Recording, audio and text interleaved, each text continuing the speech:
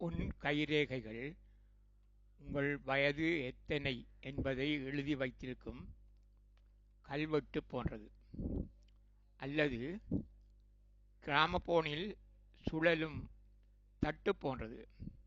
அதில் ஊசி கடைசியாக வந்து நிற்கும் இடமே உன் ஆயுள் எத்தனை என்பதை எழுதிய கல்வெட்டாகும் என்று முத்தையா முனிவர் சொன்னார். அதுதான் உன் விதி. இதைத் தவிர உன் விதி என்பது வேறொன்றும் இல்லை. இப்பூவுலக வாழ்க்கைக்கு உனக்கு அளிக்கப்பட்டுள்ள காலம் எவ்வளவு என்பதே அந்த விதியாகும். அதற்குள்ளே நீர் எதனையும் சாதித்து விடலாம். அது முன்னை பொறுத்தது. வயதை தவிர வேறொன்றும் விதி இல்லை. மாறாத விதி மட்டுமே விரல் நுனியில் எழுதப்பட்டுள்ளது. மற்ற இடத்து ரேகைகள் எல்லாம் மாறத்தக்க விதிகள்தான்.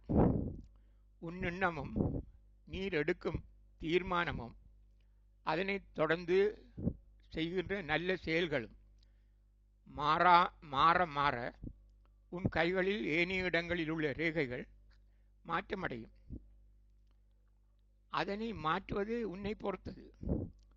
நீர் முயற்சி மேற்கொள்ளவில்லை ஆனால் அவையும் மாறாது. அவையும் உன் விதியாகிவிடும். முயற்சி திருவினையாக்கும். கடவுள் உனக்கும் சேர்த்தே போதிய வாய்ப்புகளை ஏற்படுத்தியுள்ளார்.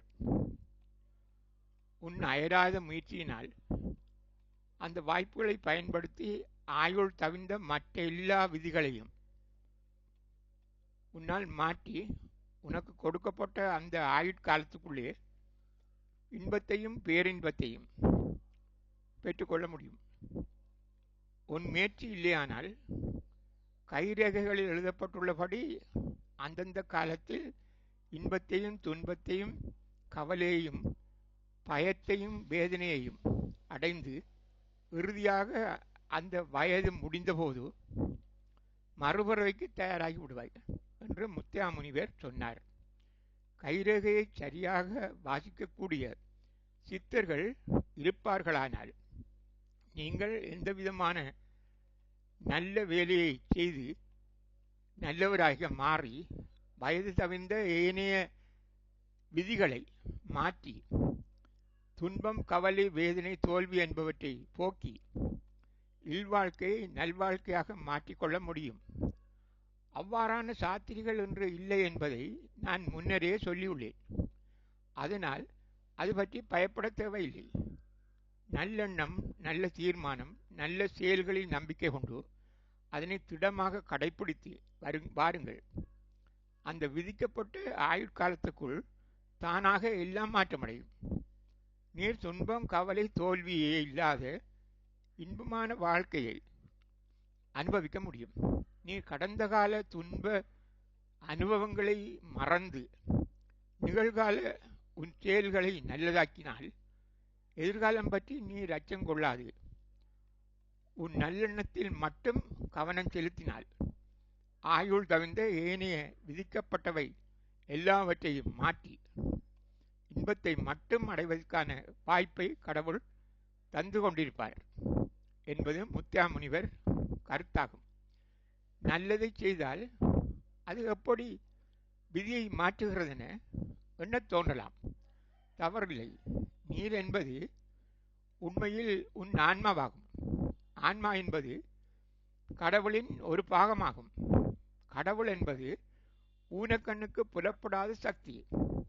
அந்த சக்தி உன்னுடனேயே இருக்கின்றது. கடவுள் என்னும் சக்தி ஒரு மாயக்கரம் போன்றது. நீ விழும்போது உன்னை தூக்கிவிட அது காத்திருக்கிறது. உன் அப்பாவும் கடவுள்தான். அவர் வெளியே இருக்கிறார், நீ உடலுக்குள் இருக்கிறாய். பிள்ளையை தந்தை மறப்பதில்லை. நல்லதை செய்தால் தட்டி கொடுப்பார், கெட்டதை செய்தால் தண்டிப்பார். சட்டமில்லை. அதனை அவர் நேரடியாக செய்வதில்லை. அவருக்காக வேறு யாரோ செய்கிறார்கள். மாயையினால் பிடிக்கப்பட்டுள்ள உன்னால் அதனை உணர முடிவதில்லை. பஸ்ஸில் பிரயாணம் செய்யும் போது உன் பணப்பை களவாடப்படுகிறது. கண்டக்டர் டிக்கெட்டுக்கு காசு கேட்கிறார். நீர் பணப்பையை பார்க்கிறாய், பணப்பை இல்லை, கலவரம் அடைகிறாய். ஆனால் கண்டக்டர் காசு இல்லாவிட்டால் இறங்கு என்று வெளியே போகும்படி தள்ளுகிறான். நீ அவமானம் தாங்க முடியாது, தவிக்கிறாய். அப்போது ஒரு பையன் ஐயாவுக்கு காசு இருந்தா என்று கொடுக்கிறான். இது எப்படி நடந்தது என்று கேட்கிறாயா? நீர் இதுபோல ஒரு நல்ல செயலை, இதற்கு சமமான செயலாயும் இருக்கலாம், இதற்கு முன்னர் யாருக்கோ செய்திருக்கிறாய் என்று நான் சொன்னால் நம்புவாயா? முடியாதல்லவா? அது உன் தவறில்லை, ஞானக்கண் இன்னும் திறக்கவில்லையே, அதுதான் காரணம் என்று நான் நினைத்து கொள்கிறேன். உனக்கு கைகளில் எழுதப்பட்ட இருந்த விதி அவமானமாகும். அதனை மாற்றியது முன்னர் நீர் யாருக்கோ செய்த நன்மை. இவ்வாறு உனக்கு எழுதப்பட்டிருக்கும் எல்லா விதிகளையும் மாற்றக்கூடிய ஆற்றல் நல்லெண்ணத்துக்கும் நல்ல தீர்மானத்துக்கும் நல்ல செயல்களுக்கும் இருக்கின்றது. நீர் பயமே கொள்ளாது. கடவுளை நம்பினால் விதியை வென்று விதிக்கப்பட்ட ஆயுட்காலம் வரை துன்பமே இல்லாத இன்பமாக வாழலாம் என்று சொன்னது மட்டுமல்லாது, மார்க்கண்டேயர் போல என்றென்றும் 16 வயது என்று சொல்லும்படி வாழலாம் என்று முத்தையா முனிவர் கூறினார். ஏனையவர்கள் கடவுளிடம் பிரார்த்தனை செய்து உன் நல்லெண்ணம் உன் விதியை மாற்றும் சக்தியை உனக்காக பெற்றுத்தரலாம். அது உன் பெற்றாராகவோ, உன் துணைவியாகவோ, துணைவராகவோ, பிள்ளைகளாகவோ, உன் நண்பர்களாகவோ, உன் நல்ல செயல்களால் தூண்டப்பட்டவர்களாகவோ இருக்க முடியும். அவர்கள் பிரார்த்தனையும் உனக்கான சக்தியை பெற்றுத்தரும். அதுவும் உனக்கான நல்லவற்று காரணமாக. அதற்காகவே நீர் உங்களுடைய ஒரு அன்பருக்காக கூட்டு வணக்கத்தில் ஈடுபட சொல்லுகிறேன் என முத்தையா சுவாமிகள் சொல்லுவார். கரோலி சப்பு மெண்டி சப்பு.